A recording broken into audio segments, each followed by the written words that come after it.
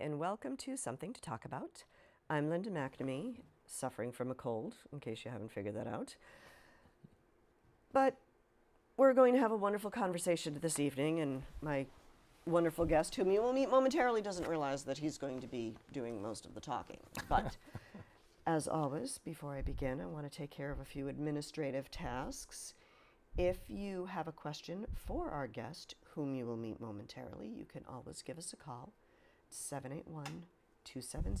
You can always email me 24/7, day or night, whenever you have access to online. You can email me at talk@bcattv.org.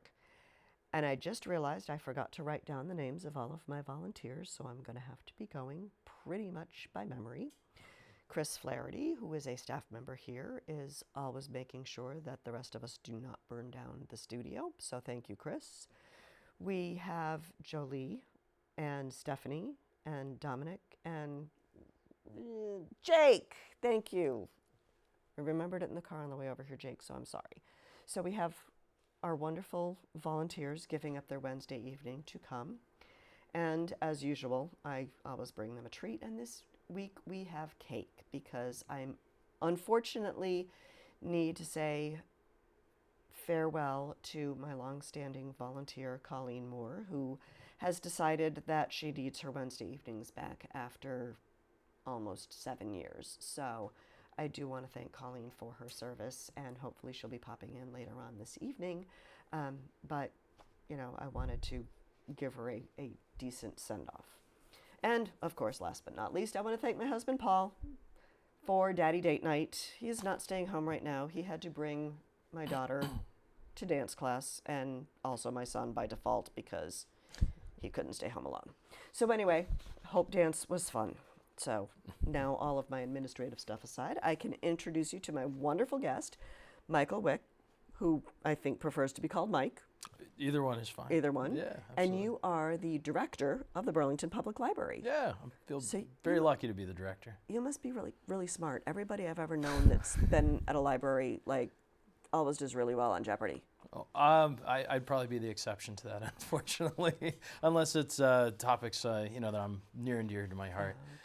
But no, I like to think of librarians as I was a reference librarian for a long time. Okay. That was kind of my specialty in public libraries, and I like to think that we're jack of all trades, masters of none, and typically. I appreciate the idea that we know everything, but that's not really what we're doing. We're just really good at finding the answer. So we don't need to know the answer, but we need to know where to look. You know where to find that's it. what we're experts at. Yeah. Well, before we get into your involvement in the library and all the amazing activities and stuff going on at the library, can you tell me a little bit about yourself, where you grew up, how you came to the Burlington area, and what made you decide to go into like a library sciences field? So I grew up in Indiana, where I was born and raised. I went to school at IU. Okay. I had my undergraduate degree in literature, English literature, and I had a concentration in peace and conflict studies as well. Wow. Studying Gandhian nonviolence, civil rights. Wow. Engaged Buddhism, which is kind of the application of Buddhism to social problems and issues. And so after that, I really didn't do anything with my degree. As happens to most of us. Yeah. I was a psychology major, and what am I doing now? Well, very similar to literature. What can you go out and do with that degree when you leave? So I ended up moving to Boston because my girlfriend at the time was going to attend school here for her master's. Oh, okay. And so I moved out with her and started working in hotels and moved my way up into management at a 4-star hotel in downtown Boston. Cool. Was working as the manager of the accounting department and bookkeeping. Okay. And because I was very good at math, I'd actually... That's impressive. The fact that you said, accounting and bookkeeping, I mean, accounting was the only course in college I ever cried when I was trying to do the homework. And I didn't take any classes. I just found my way up into it. You're probably much happier not taking any classes, probably. at least with my professor. I didn't know what I was getting into, so it was easier.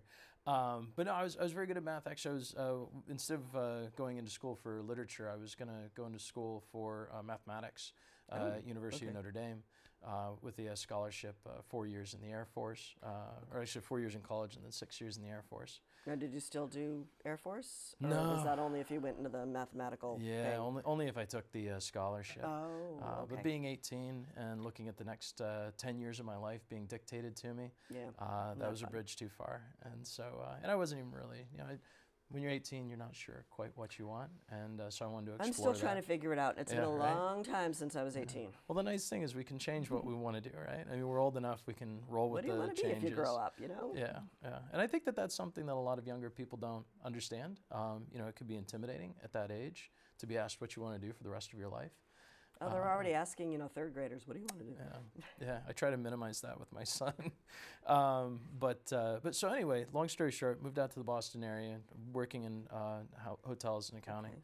Okay. And I just really wasn't taken by it. So my girlfriend, my wife, suggested that I look into going and getting a secondary degree or an advanced degree.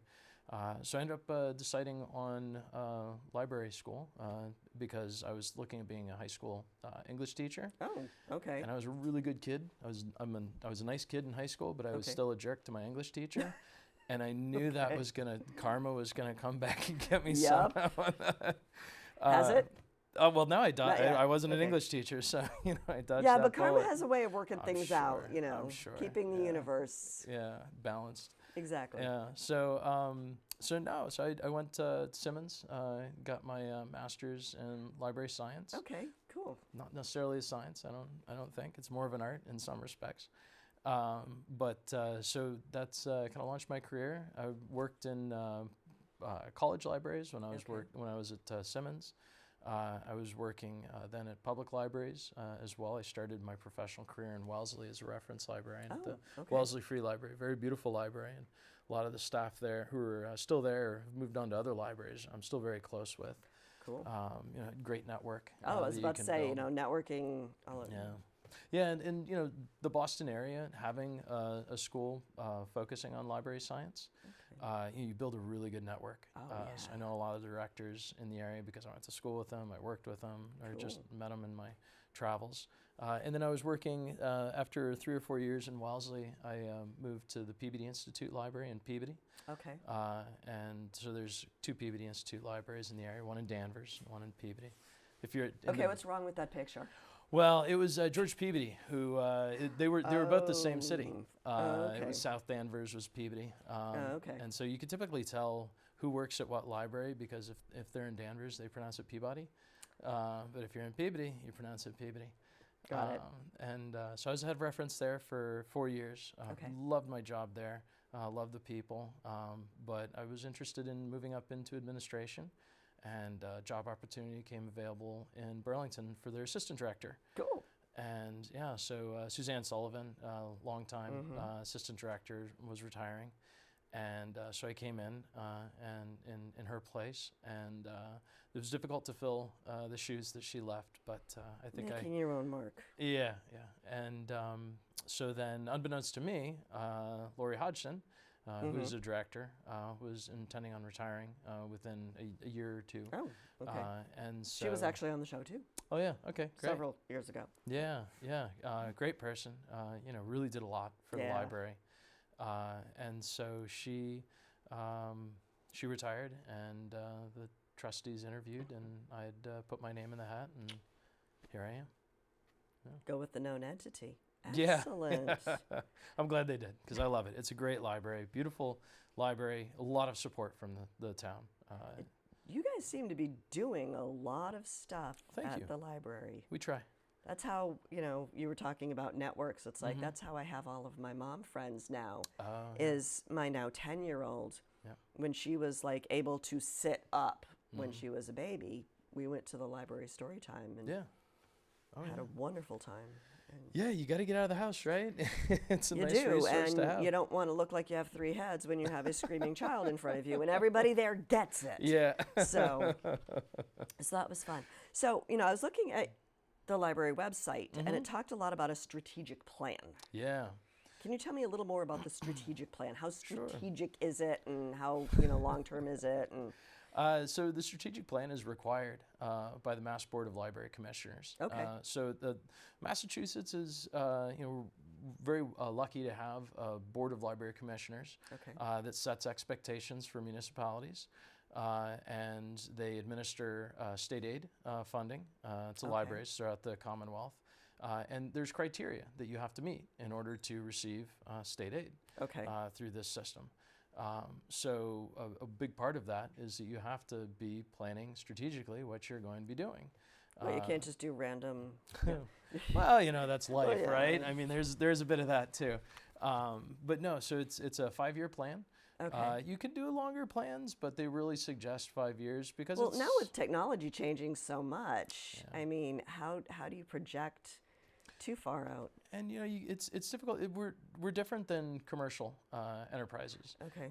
We can steer a ship in certain ways, but there's a lot of stuff that goes on in a municipality that we don't have control over. And so, we're not a profit-making institution. Right. Libraries like giving stuff away for free, so we're not making money. And so that you really can't say, within 10 years we expect to be able to have, have developed this amount of money, Okay. so that we can start developing these series of services. Oh, okay.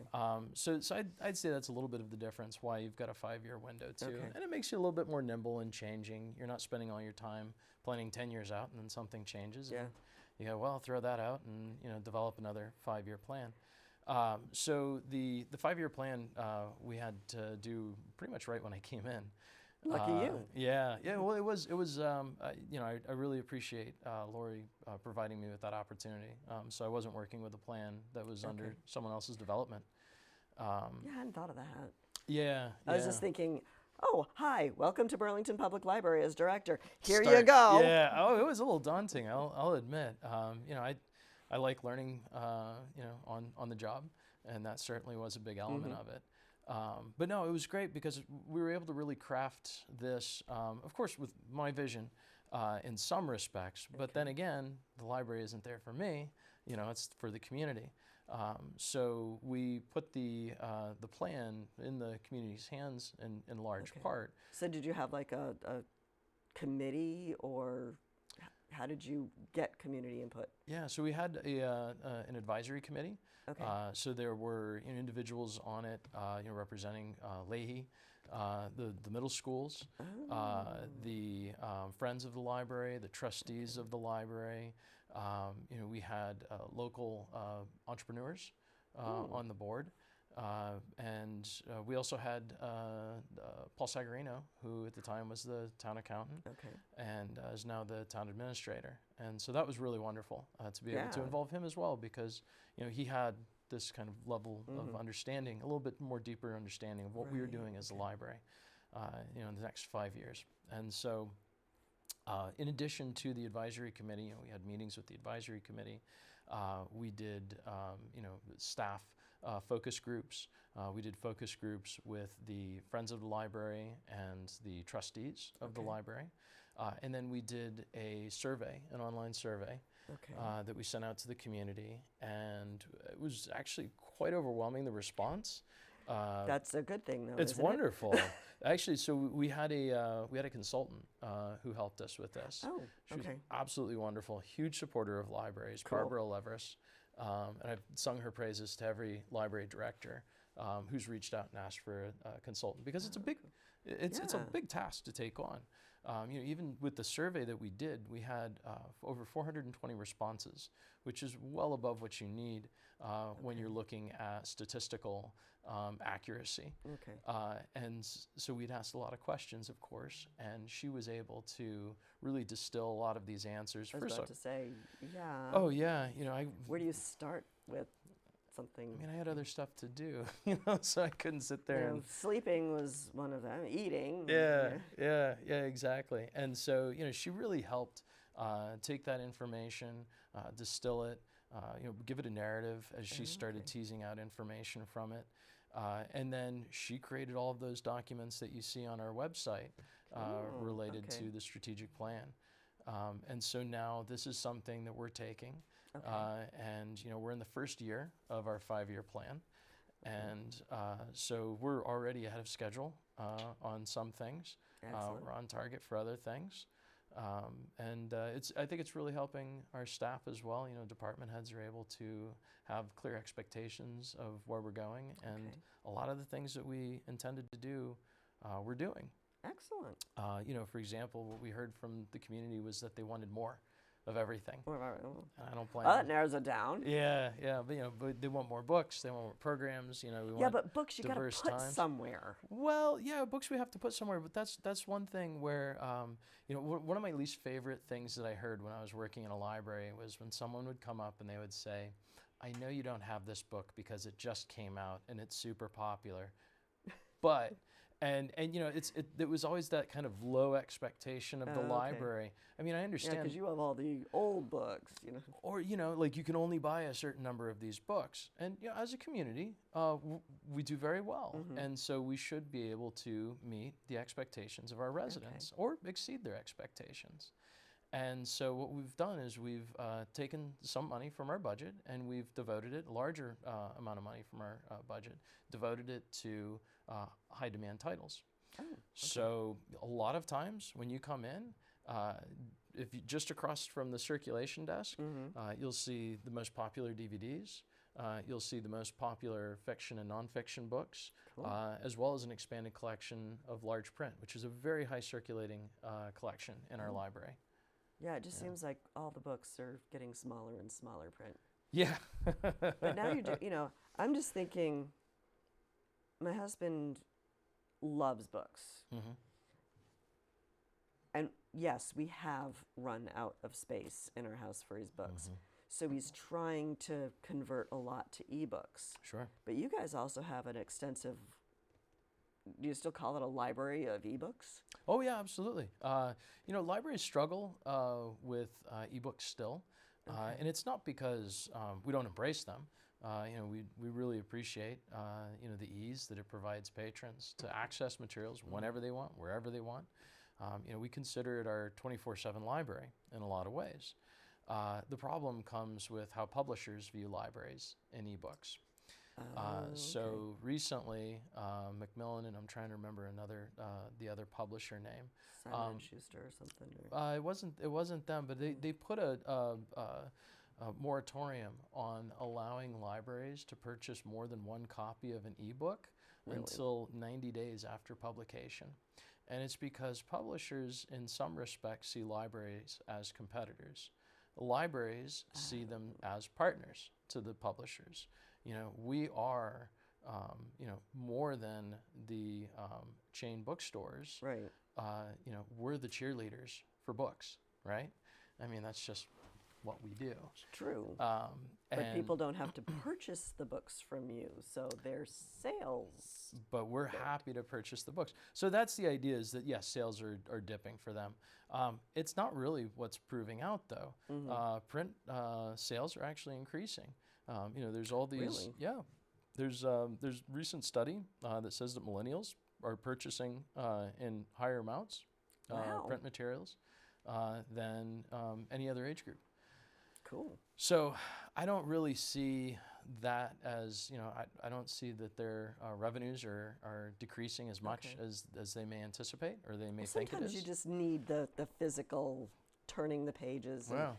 and, smelling the book. Oh yeah, I've got a ton of books at home myself. That's kind of a problem of all librarians.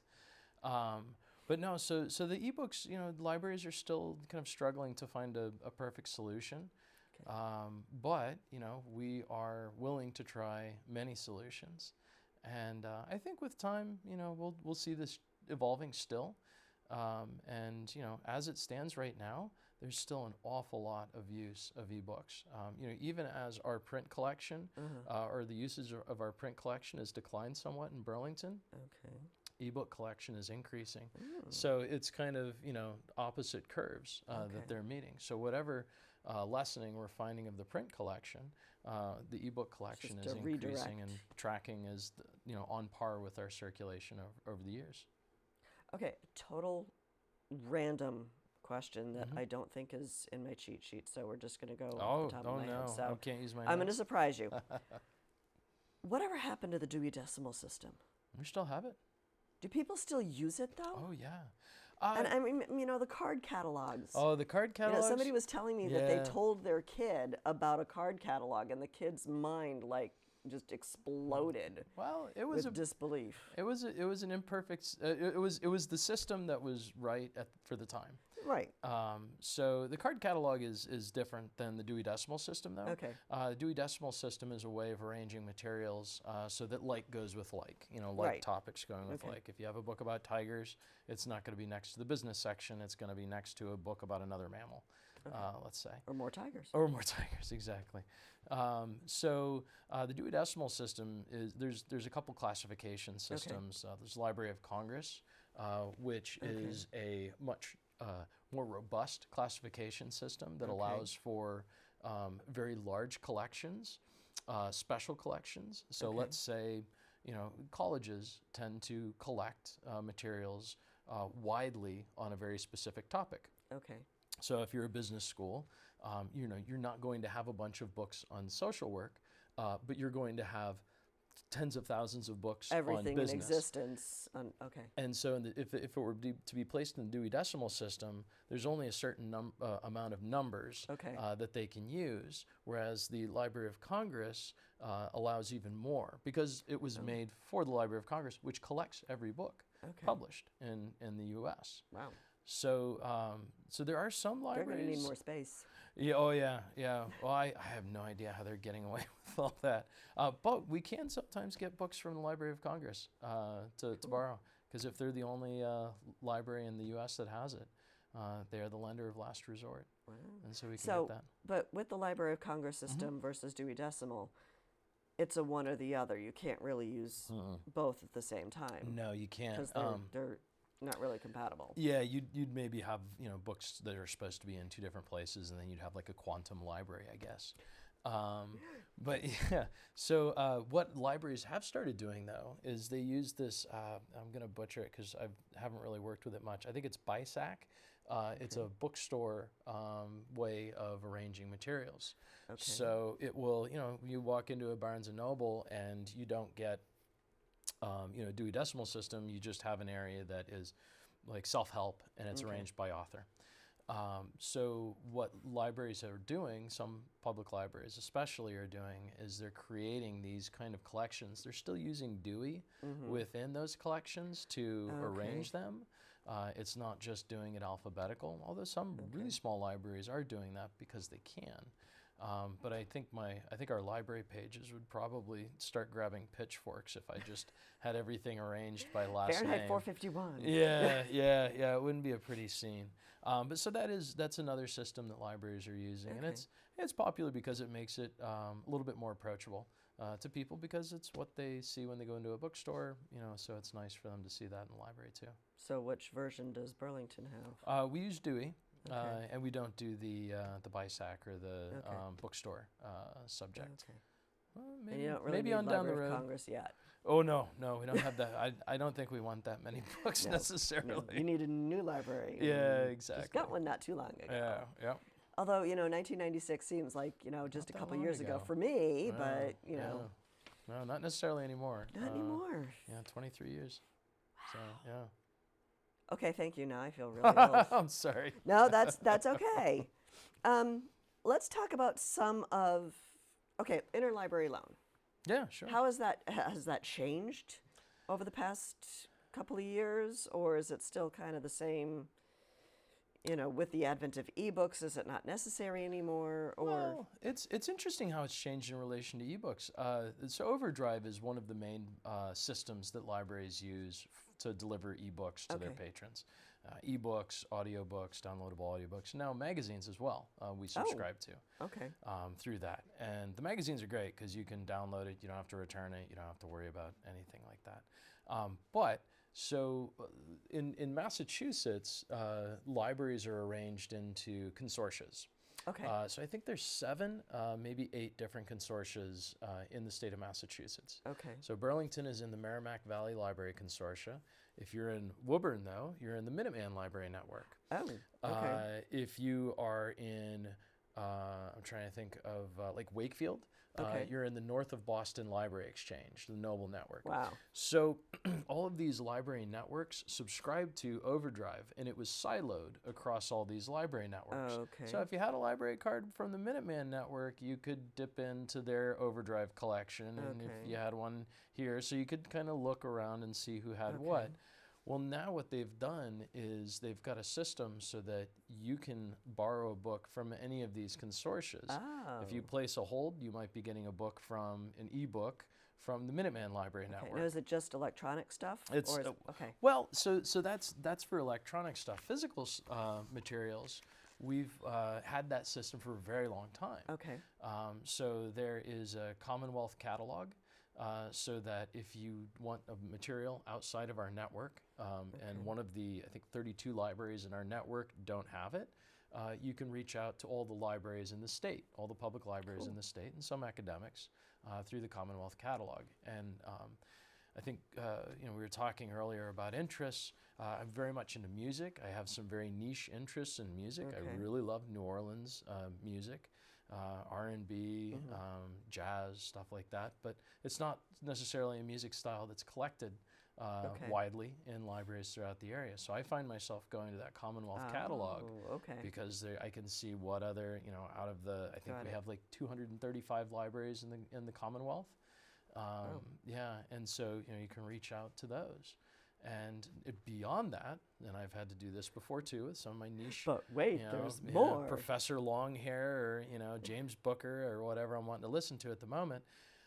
We can interlibrary loan and seek from any library in the U.S. and even outside of the U.S. Wow.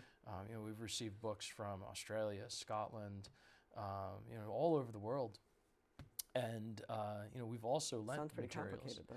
No, we handle it for you, so you don't have to worry. You just ask us. You just tell us that you want something, and we do the hunting. Yeah.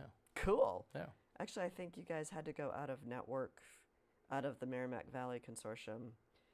I was looking for something for my Girl Scout troop. Oh, yeah, sure. And it was this, I didn't think it was a relatively obscure Ray Bradbury short story, but apparently it was. Yeah, so okay, sure.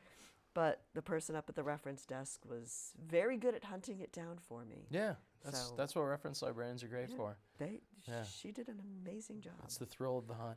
We enjoy it just as much Wait, as you hold enjoy on. getting it. Yeah. Hold on. So, okay. It's September. Mm-hmm. School has begun. Yeah. But you guys had a summer reading program for the kids.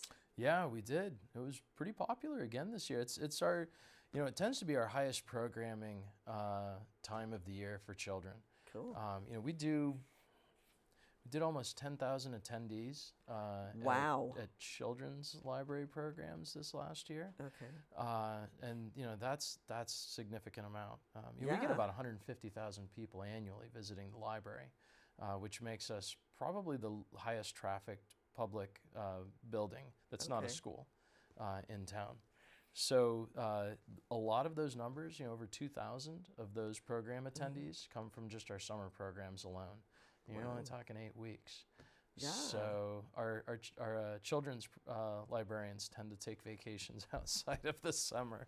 No, you can't have a vacation. I can't say that, but it is our busiest time of the year. It's our quietest time of the year for adults, Okay.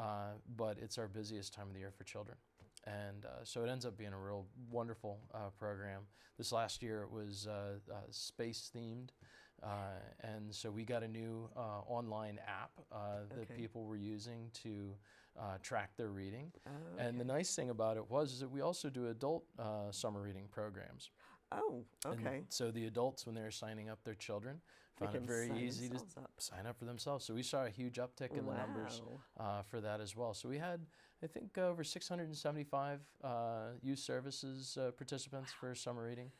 We had over 100 for our adult summer reading, which typically the adult summer reading hadn't been, terribly popular. But having that online, that app component to it, really made it popular. I think it might be the lawn signs saying that a superstar reader lives here. Oh yeah, I love those signs. I don't remember what it says, but it's like a Summer reading champion. summer reading. Okay. Yeah, the children's department came I do up pay with that attention, idea. but No, that's wonderful. Did any of your children? No. Oh, maybe next year. My children have an aversion to reading, much to their dad's dismay. They could probably do audiobooks instead. I think my son would like that. Yeah. Audiobooks are great. Children love being read to, and audiobooks are wonderful. I like being read to. I used to have a miserable commute. It was like an hour and a half each way. Oh, really? So I just threw an audiobook, CD in my car and got to listen to, the whole Harry Potter series read to me. Oh, yeah. And it's a wonderful readers. Yeah. I think is it just one reader for that? And he does a bunch of different voices, right? Yes. I haven't listened to it, but I've heard so many things about it. He is phenomenal. Yeah. I'll have to check it out eventually. I've got a very short commute now, but I used to have the hour and a half commute like you did, and that was a lot of audiobooks. I do not miss that commute. I don't blame anyway, you. Okay. So the summer reading program, Yeah. adults are involved. Mm-hmm. You also have like a lot of book club options kind of drumming up. Yeah, so we have our last Thursday book club. It's an adult book club. Okay. So the last Thursday, they're going to be meeting tomorrow, I guess. Tomorrow's the last Thursday. It is. Let's see. I've actually got here in my cheat sheet. So they're reading Educated by Tara Westover. But next month, that's the important one. October, yeah. Yeah, because you're not going to make it to tomorrow unless you read the book. October 24th is The Fault in Our Stars by John Green. Very popular YA author, recently made into a movie. The Fault in Our Stars was. So definitely check it out. We've got copies of the circulation So how many desk. copies do you need for like a book club?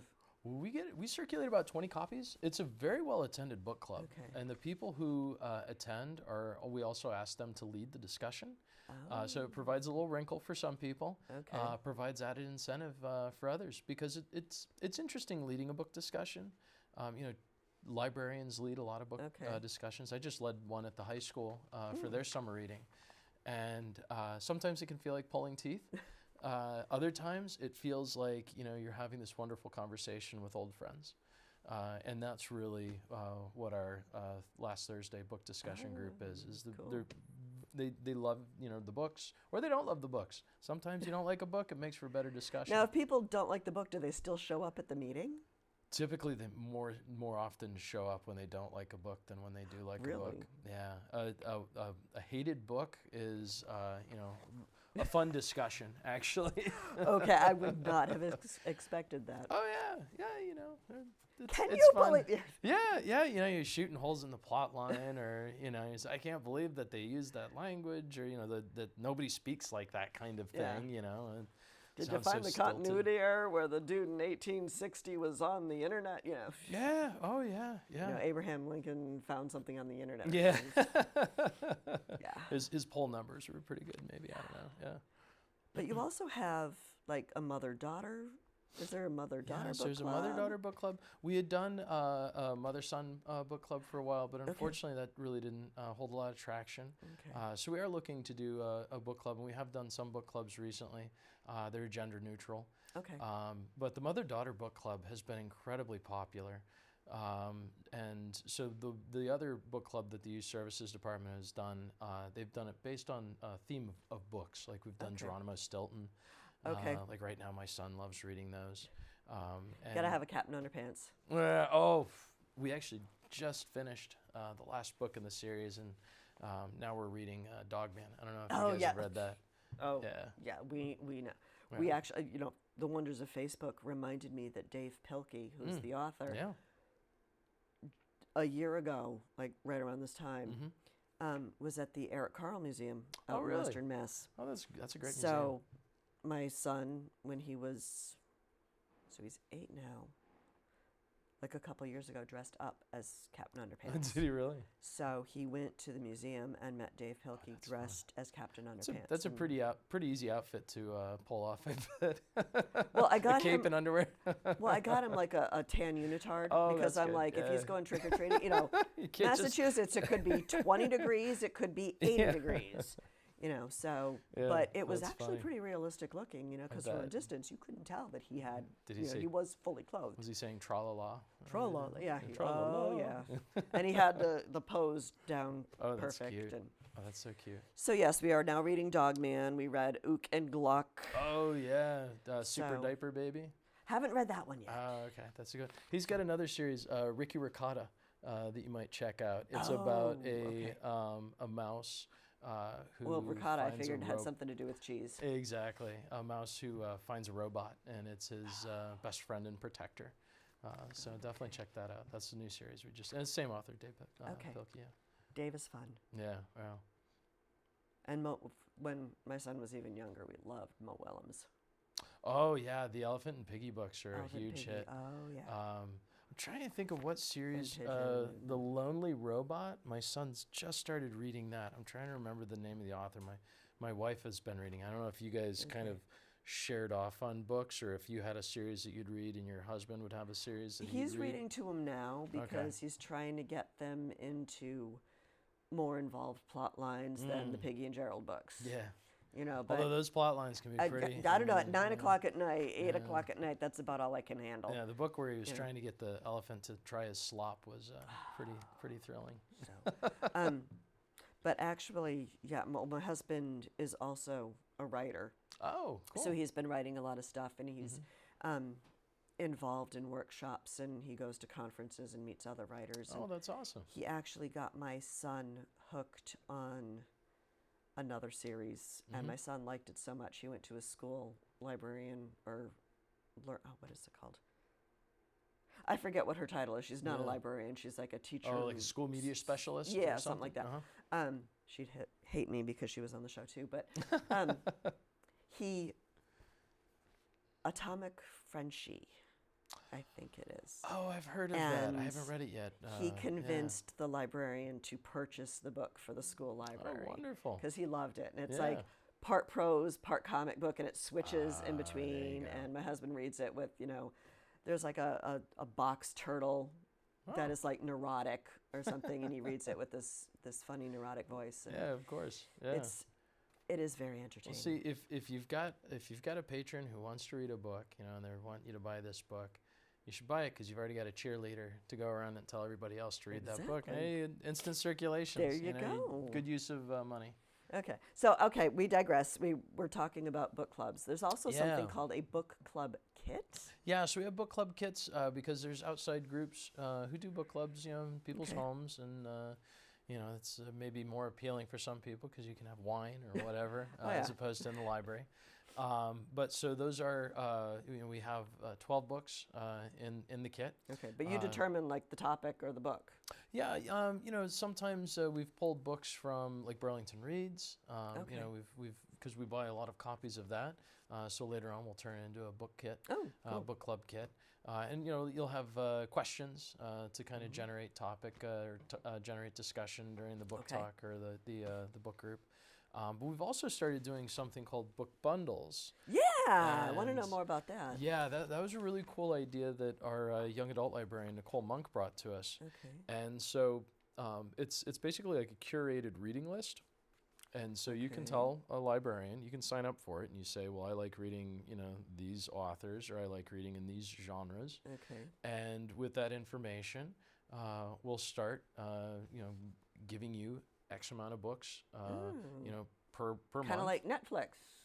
Exactly. You kind know, of. like Netflix. I like, you know, the Stephanie Plum series by Janet Ivanovich. And so we'll get you started on, you know, 3 different books. Okay. And then you say, yeah, you know, I liked it, or like, no, it was a stinker. And it doesn't hurt our feelings. We didn't write the book. That's what I always That's told true. people, you know, when I'd give them a book, I say, come back and tell me if you like it or don't like it, because I don't care. Yeah. It's all right. I'm just suggesting it. And so, so then, based on that information, we are the algorithm working behind it, and we're looking for, other books that you may enjoy or other series that you may continue enjoying. And so we wrap them. If you want, we'll have them at the circulation desk for people to pick up. We send out an email telling everybody their book bundles are ready. We've had such success with it that we've had a waiting list. Wow. So if you're interested, definitely get on because it's a service that we haven't seen anybody really drop out of yet. Which I think that bodes well for our suggestion algorithms. That's awesome. Well, how's there a waiting list, though? I mean, because we can you just don't have the staff to compile? Yeah, or? we decided that we wanted to cap it so that most people weren't spending a lot of time, curating these lists for people. Okay. And we were anticipating that, there might be some people who would drop out because it sounds like a good idea, but then life reality hits. Yeah, exactly. And you can't sit down and read 3 books. I get through maybe about a book every 3 weeks or a month. Kind of a slow reader, a methodical reader. So, 3 books at a time would be kind of daunting to me. Yeah. But we've actually been picking up people off of that wait list because librarians have enjoyed it so much that they just want to continue doing it for as many people as possible. Well, especially if like the new people on the wait list have the same interest as the people already there, you just makes it a lot easier. And that's the nice thing about it is that you can kind of replicate success sometimes. Yeah, with cribbing a list from another patron. Why not? Yeah, Why absolutely. Why reinvent the wheel? Exactly. Yeah. If it ain't broke, don't fix it. That's right. Okay, you also had something on your website called, or did you want to add any more about book bundles? No, that's great. Because that was pretty cool. So is it, if somebody requests a book bundle, is it the 3 books for the same 3 weeks? They can decide how many books that they want. But yeah, it does circulate for 3 weeks, and then they return them, and we'll have a new set. They can we have I think 2 suspensions that you can put to say what I'm going on vacation or whatever. 2 suspensions a year. And so it's kind of like how my co-op works that I go to. And, Now, is it just print books, or could you also do like audiobooks? Audiobooks, yeah, so definitely like, audiobooks. Yeah. When I had that hour-and-a-half commute that drove me crazy. Yeah. Hey, I really like this book series. What else is available? Absolutely. Yeah, and you don't. So you've already lost 3 hours of your life every day. Do you want to spend more time looking for a book that you'd like, or would you like someone to just say, hey, you know what, we'll do that for you? Well, if I'm spending 3 hours a day in my car, I don't have 3 hours to go to the library and look around for other books. Yeah. So let us do it for you. I'm always intimidated by trying to find something in the library, so I always go at home and log into the catalog and say, okay, what kind of books, if I'm researching something for Scouts, and it's like, okay, I need a book on this topic. Yeah. What do you got for me? Yeah. And then I find something, and I just go to the circulation desk and pick it up. I was very similar. I wasn't a very good library user in I'm horrible at it. My young adult life, and until I became a librarian, I was intimidated. Yeah. Which is There's odd. a lot of books. Yeah, well, and it was interesting because I grew up in libraries, and I'm sure you had a similar experience of going to the library in your youth. And I never had a bad experience, but I was just intimidated, like you said. The amount of books, it can sometimes be, intimidating to just ask for help or something like that. But I will say, the librarians, especially in Burlington, are amazing. They love getting questions. So nobody should be intimidated. Okay. Coming to the library and asking a question. No one will just show up and make them search then and there for me. Absolutely, because we might find stuff that you'll never find. Yeah, we have search tips and tricks, and we can always suggest something. And you can, we even let you see what the secret sauce is. We'll tell you what we're doing while we're doing it so you can replicate success. Yeah, that's assuming I'd remember how to do it. But that's another topic. Take notes. Okay, you had something, well, not you personally, but the library had something on their website that sounded very intriguing, but I think it might be over now. Great Decisions, Foreign Affairs. Oh, it's ongoing right now. It is ongoing. Yeah, the okay, Foreign I thought there Affairs was like an end date soon. Yeah, so it's 8 weeks that they go through. Okay. So Craig Brandt He's retired from the Navy, Okay. and he leads these discussions at other libraries in the area as Oh, well. okay.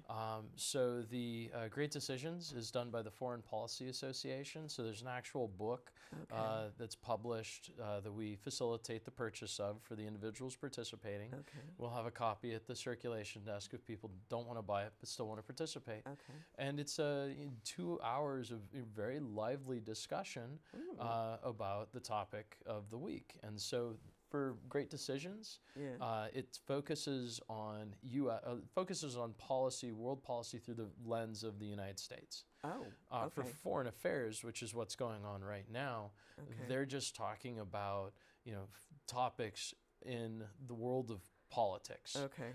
So not necessarily through the lens of what's going on in America right now, Okay. but what's going on in the world. But from an American perspective?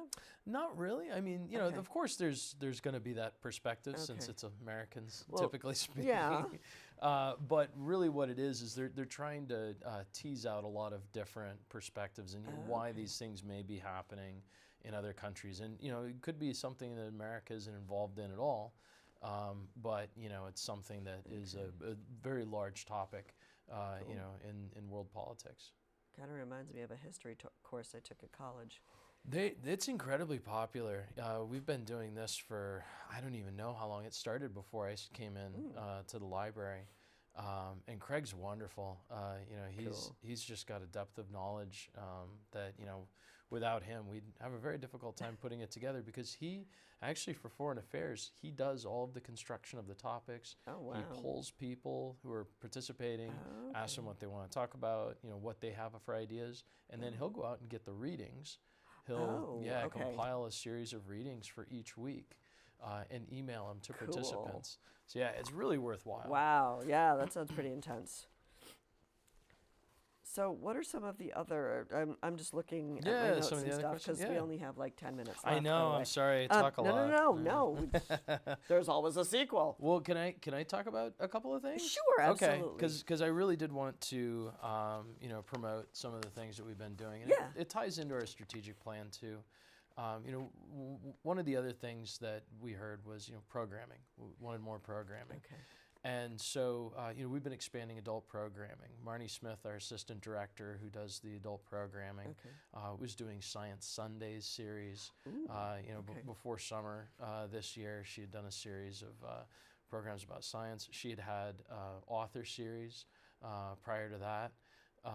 And she had Ellen Hildebrand, who came to the library. Okay. It was a sold out crowd. We were Okay. at capacity. Hugely Yeah, popular you don't want the fire event. marshal coming over Yeah, and shutting you down. no. I want to be good with Mike. And so, what we've been doing there, we've seen our adult programming numbers double. Oh, wow. Yeah, Okay. in just her short tenure, which I sing her praises, because I was the assistant director for a year and I didn't double the numbers. We've also really worked at creating community partnerships. One of my big ideas is, why reinvent the wheel? Why, if there's someone else in the community or in the surrounding area that's already doing this, why should we replicate what they're doing? Why don't we bring them into the library and they can, do that for us instead? So there's a wonderful organization called English at Large. They're out of Woburn. They have a staff of about 3 or 4 people, full-time staff, and they manage over 200 volunteers throughout the area, throughout the metro Boston area. Okay. It's English conversation groups, as well as one-on-one English tutoring. Oh, okay. And that is something that, if you are looking for a tutor, if there's anybody out there that's looking for a tutor, they need to get on the waiting list. Just for adults, or is it for like all ages? It's primarily for adults Okay. outside of the school system, Okay. because the school system has a lot of these support services. That's true. It is a very popular. Oh, wow. And it's not necessarily well funded by the state. Okay. They've been struggling for each year. It seems like there's a possibility of getting their finance pulled. Okay. So I would say they're always looking for volunteers. Okay. We have benefited greatly from having them do conversation circles at our library. Okay. They do Mondays and Wednesdays, I believe, in the library. And Is this something you have to pre-register for? yeah, Or just, people can contact English at Large, Okay. and they register them for the events at our library. Cool. And they're wonderful. The volunteers who lead the conversation groups are absolutely amazing. We've also we've been looking at doing larger format programs. So this year we did a Comic-Con. We called it a Comics okay. Con. When you were saying Yeah. larger format, I'm thinking like big print or Yes, we just do it in a really big room. No, kidding. Okay. No, that's right, Comics Con. Yeah, and so we had over 1,000 people who showed up at the library that day. We had it all throughout the building. I don't know if you'd attended. I was unable to. Well, that's next year. Okay. So we're going to be doing it in the fall because the problem that we encountered this year was, with all best intentions, we thought we had planned it outside of any other event. Oh, no, that's impossible around here. Yeah, well, exactly. In the Boston area, we're blessed to have so many opportunities. Yeah. But the PAX, which is one of the largest conventions, Oh, okay. fandom conventions, was that weekend. And typically they hadn't been that weekend, so Okay. it just landed on our weekend. But still, we had over 1,000 people who showed up. That is really impressive. Tons of families, tons of children, but also a lot of young adults, young professional adults, and I mean, it was all ages. Cool. We had people coming. We had from I'm trying to think of the place in Woburn where they do 3D gaming, and I'm blanking on the name. Okay. You know the one that I'm talking about in Cummings Park. Oh, I'm awful Yeah, for no, I'm blanking missing on the it. name. Sorry. No, that's okay. So they had like 3D gaming setups. Oh, You cool. you could put the virtual whole reality goggles type stuff? on. Yeah, Oh, VR stuff. cool. VR Mind Trek. Thank you for Thank coming you. up with my Okay. words for me. Anytime. I have to have help with that every once in a while. So yeah, VR Mind Trek. They had a really cool setup. It was a mobile setup. Oh, wow. It was like a saber game where you were cutting Cool. like things as they were coming at you. And Okay. It was fun because you could see the screen and you could watch. You'd be watching these people wear goggles and they're ducking and dodging and going all around. We had I think about 20. No, we had over 20 artists and vendors. Wow. We had Counterplay, who's now in Burlington. Yeah. The comic book and gaming shop. They came board. Yeah, and my book. husband goes there every week. Oh yeah. Yeah, he's- Gaming's huge in Burlington. So Oh, he just wants to go for the comic book releases. I go on Wednesdays as well for my comic books. And so Book and Board out of Winchester came as well. Oh, okay. I think this next year we're going to be adding a lot more of a board gaming component to it because board games are very big in Burlington. I've found I'm a board game enthusiast myself, not Monopoly, more strategic board gaming. Okay. And so it's really popular. I know a lot of people in Burlington who play it, and so Cool. we're going to add that in. There are programs all day long. I mean, Wow. staff had planned again. Is there a lot of costumes and cosplay? Yeah, we had a cosplay contest. Cool. We had characters who had come. We had people dressed up like Elsa and what's the lady from Enchant or the redhead Disney character? Merida? Yes. Merida. Yeah. I don't remember which one. My son not Okay. being terribly into those Disney movies. But so it was wonderful. Staff had worked so hard. There were a lot of staff that had no idea what a Comic-Con was, and they left all of their trepidations behind, and they had an absolute blast. Wow. So I think if I had told staff that they couldn't do it next year, I'd probably You'd probably leave. get lynched. Yeah, I'd get lynched. I mean, it would not be pretty because it was so much fun. And we're gonna do the same thing this year, next year. Do it bigger than before. Okay, so and, next fall, like not next right fall, yeah. next month. Okay. Yeah, exactly. Not Fall this of 2020. month. Exactly, Okay. fall of 2020. Actually, you know what I heard on the radio today, that today is it's like or International it's Comic Book Day. national. I don't know if it's international, but it's like Comic Book Day, not Free Comic Book Day. That's in May. That's in May. Yeah, first Saturday in May. Yeah. Yeah, CRB had. They always have a trivia question, Oh, okay. and they give you a quote, and then they give you three possible answers. Mm-hmm. And they gave a quote today, and it was either from Captain America or Batman or Superman. And I'm thinking about this quote. I'm like, definitely not Superman. Okay. But I can kind of picture Okay, Captain America's my first choice. Batman's my second choice. All right. I was way off. Uh-oh. It was Superman. It was Superman? Okay. It was Superman. Oh, that's too. Well, you know what? They catch you sometimes. They do. I think it was a trick question. Probably was. Okay, what else? Comic-Con. Let's see. So, we're increasing our marketing. We did a huge push with Constant Contact. Okay. We've added. Yeah, as you were talking about all these programs, I'm like, how do you tell everybody? Yeah. So, I'd really say Constant Contact ends up being one of our strongest ways to communicate with people. Of course, Cool. we have Facebook as well. We just started a Twitter account. Youth Services Department has Instagram. But I would say Constant Contact people should sign up Really? for. Okay. They can go to our homepage and you Okay. can sign up for our newsletter on the homepage. We've also done a lot of streamlining our advertising in-house. And we've started doing bi-monthly brochures. We'd get people asking all the time, do you have a booklet of events that's happening in the library? And so You guys are also doing a lot with BCAT. yeah, You know, yeah, you got your absolutely. Do a lot of our little shots. promos and I don't know if you saw the T-Rex ones. yes. Oh, I love the Yeah. T-Rex ones. Yeah. Those are I awesome. know Shelley and Kara had a really good time with those. So Got to bring the dinosaurs back. maybe. Well, I was gonna say maybe during Celebrate Burlington, but it's so hot there. It's Oh, I know.